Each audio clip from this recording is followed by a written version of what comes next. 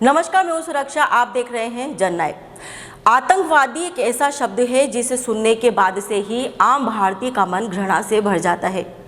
हमने दसियों सालों में लाखों लोगों को आतंकवादियों के कृत्यों से खोया है, चाहे पंजाब हो, कश्मीर हो या देश के अनेक बड़े शहर, जहां लोगों ने आतंकवादियों के कृत्यों से अपनों को खोया है।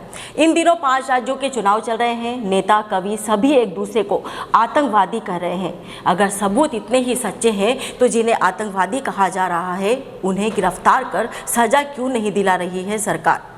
आज की रिपोर्ट इसी पर। पिछले दिनों आम आदमी पार्टी के संस्थापकों में शामिल कवि कुमार विश्वास ने दिल्ली के मुख्यमंत्री अरविंद केजरीवाल को खालिस्तानी समर्थक कहकर आरोप लगा दिया। अगले ही दिन केंद्र सरकार ने उन्हें वाई श्रेणी की सुरक्षा दे दी। वैसे राजस्थान की कांग्रेस सरकार ने केजरीवाल की पत्नी को आरपीएससी की सदस्य बना रखा है। उनके रिश्ते सभी राजनीतिक दलों में है। यह सवाल उनके आरोपी की टाइमिंग को लेकर उठ रहा है। पंजाब में आप बड़ी दावेदार है और चुनाव से इन वक्त पहले इस तरह के आरोपों के पीछे के अर्थ समझे जा सकते हैं। मैं सदा कहता हूं पंजाब कोई राज्य नहीं है, पंजाब एक भावना है। पंजाबियत एक भावना है पूरी दुनिया में। ऐसे में एक ऐसा आदमी जिसने एक समय में मुझे ये तक कहा था, जब मैंने उसको कहा कि ये जो फ्रिंज एलिमेंट हैं, जो अलगाववादी संगठन हैं, जो खालिस्तानी मूवमेंट से जुड़े हुए लोग हैं, इनका साथ मत ले पिछले चुनाव में। और उसने कहा था कि नहीं हो जाएगा, चिंता मत कर। और कैसे चीफ मिनिस्टर बनेगा तो उसने उसका फार्मूला भी बताया था कि ऐसे ऐसे भगवंत को और फुल्का जी को लड़वा दूंगा और मैं पहुंच जाऊंगा। और आज भी वो उसी पथ पे है, मानो मत मानो, और नहीं भी है तो वो पपेट बिठा लेगा, कोई कुछ कर लेगा वो कुछ काम।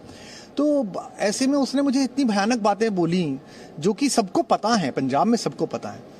कि एक दिन तो मुझसे कहता है कि तू चिंता मत कर, या तो मैं एक स्वतंत्र सूबे का मुख्यमंत्री बनूंगा। और मैंने कहा ये अलगाववाद 2020 का रेफरेंडम आ रहा है, पूरी दुनिया फंडिंग कर रही है आईएसआई से लेके और बाकी अलगाववादी ग्रुप। तो कहता तो क्या हो गया, तो स्वतंत्र देश का पहला प्रधानमंत्री बनूंगा। मतलब जिस आदमी के थॉट में इतनी ज्यादा अलगाववाद को लेके वो हो कि किसी भी कीमत पे बस मुझे सरकार मिले, सत्ता मिले। केजरीवाल प्लानिंग कर रहा है, 10 साल से प्लानिंग कर रहा है भारत के 2 टुकड़े करने की, और उसमें से एक टुकड़े का ये प्रधानमंत्री बनना चाहता है। मतलब कुछ तुक है इसमें। कह रहे हैं 10 साल से चल रहा है। 10 साल में तो कांग्रेस की भी सरकार थी, बीजेपी की भी अब सरकार है 7 साल से। तो ये इन्होंने गिरफ्तार क्यों नहीं किया? ये तो बहुत बड़ा आतंकवादी हो गया मैं तो, है ना। इतना बड़ा आतंकवादी तो शायद आज तक पैदा ही नहीं हुआ होगा कि मैं 2 टुकड़े करना। तो इनको तो अभी तक मुझे गिरफ्तार कर लेना चाहिए था। इनकी एजेंसीज क्या काम कर रही हैं? ये सारी इतनी सारी IB, रॉ, फलाना ढिमका, इतनी एजेंसीज क्या काम कर रही है जी? ना कांग्रेस वालों ने मेरे को गिरफ्तार किया, ना इन्होंने गिरफ्तार किया। और मतलब मुझे तो लगता है कि दुनिया के इतिहास में सबसे स्वीट आतंकवादी होऊंगा मैं, कि स्कूल बनाता है, अस्पताल बनाता है, तीर्थ यात्रा कराता है, महिलाओं को फ्री बस का सफर कराता है। ऐसा तो आतंकवादी दुनिया में पैदा नहीं हुआ। बात यही खत्म हो जाती तो और बात थी। ऐसा हुआ नहीं। इसके बाद रविवार को प्रधानमंत्री ने कुशीनगर में नाम लिए बिना ही समाजवादी पार्टी का कनेक्शन आतंक से जोड़ने का आरोप लगा दिया। ऐसा ही आरोप केंद्रीय मंत्री अनुराग ठाकुर और उत्तर प्रदेश के मुख्यमंत्री योगी आदित्यनाथ ने भी लगाए। साथियों, कांग्रेस की जो पार्टनर इन क्राइम एक नई पार्टियां आई हैं,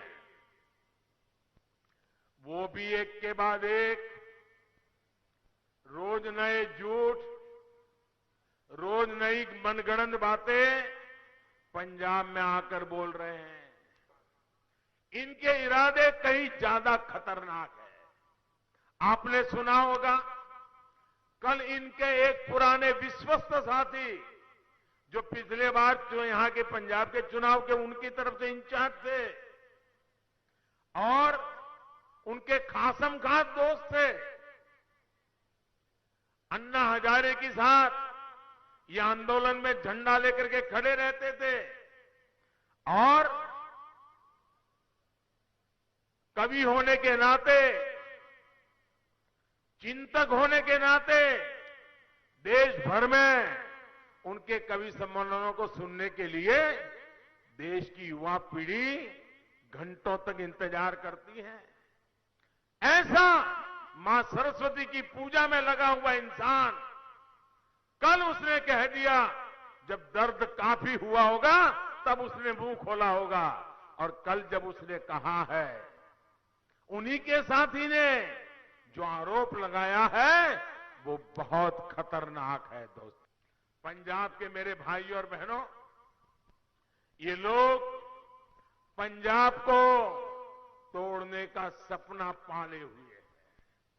ये लोग सत्ता के लिए अलगाववादियों से भी हाथ मिलाने को तैयार है। समाजवादी पार्टी का बड़ा वोट बैंक मुस्लिम मतदाता है। ऐसे में कोई जोखिम नहीं लेते हुए पार्टी से सधे हुए बयानों से बचाव करने का प्रयास किया। सपा जानती है कि उसके बयान से उसके साथ आए मुसलमान मतदाता छिटक सकते हैं, जबकि AIM के असुद्दीन ओवैसी पहले से मैदान में है। दूसरा, अगर ध्रुवीकरण हुआ तो भी हिंदू वोटों का नुकसान भारी होगा, क्योंकि उत्तर प्रदेश में समाजवादी पार्टी जाट, यादव, पिछड़े और मुसलमानों के भरोसे ही नैया पार करने की तैयारी में है। मेरा सवाल फिर वही, देश ने आतंकियों के हाथों बहुत कुछ खोया है। अगर हमारे नेता आतंकी हैं या आतंकियों से उनके संबंध है तो उन्हें गिरफ्तार कर अदालतों के कटघरे में खड़ा किया जाए, उन्हें सजा दिलाई जाए। अगर ऐसा नहीं कर सकते हैं तो ऐसे लोगों को देश कभी माफ नहीं करेगा, जो अपने राजनीतिक हित साधने के लिए किसी को भी आतंकी होने का आरोप लगा देते हैं।